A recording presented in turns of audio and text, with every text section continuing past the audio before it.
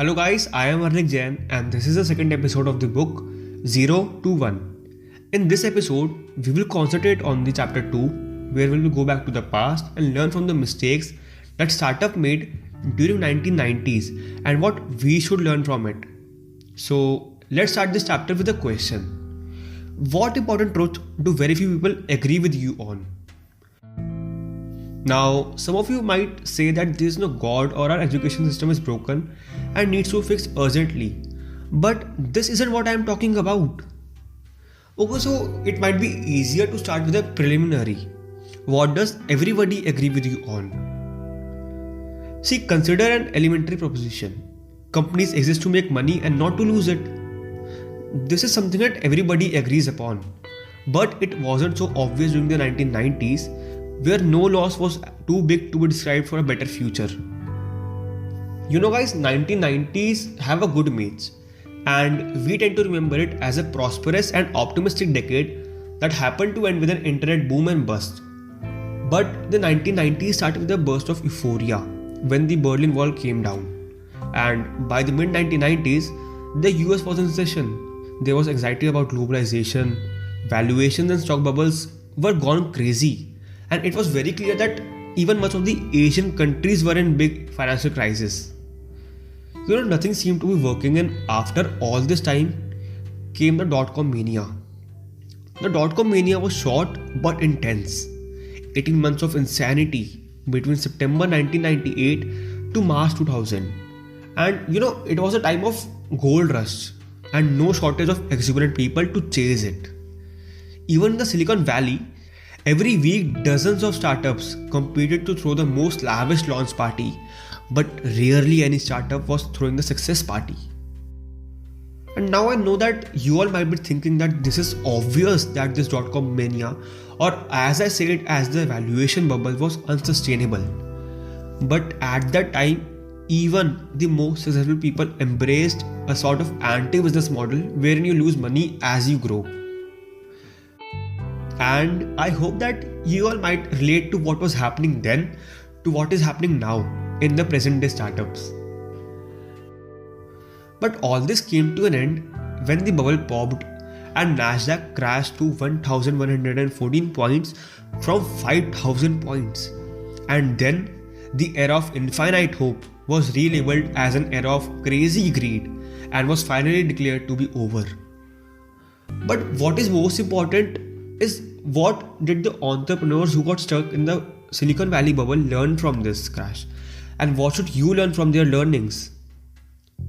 Guys, there are 4 big business lessons that still guide business thinking in today's world that was learned after the Silicon Valley crash.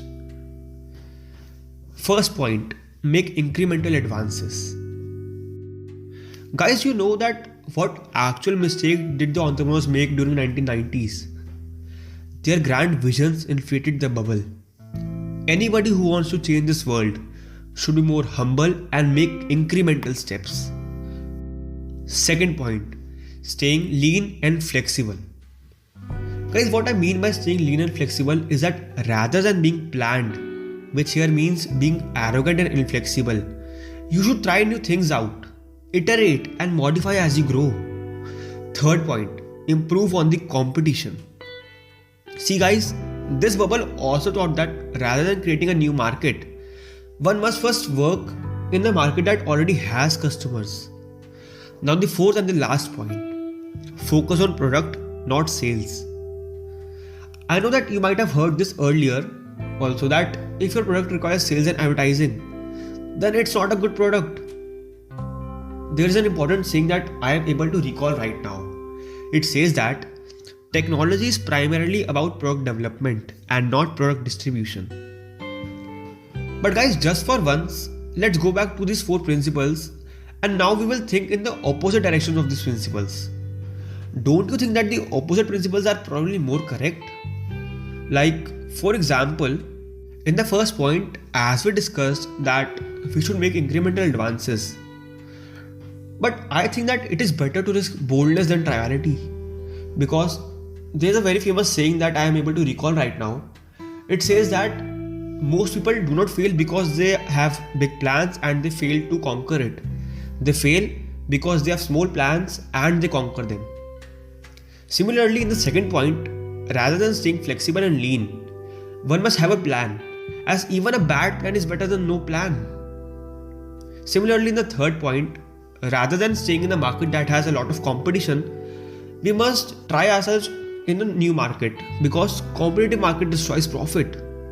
Similarly, in the fourth point, one must also focus on the sales because sales matter as much as the product.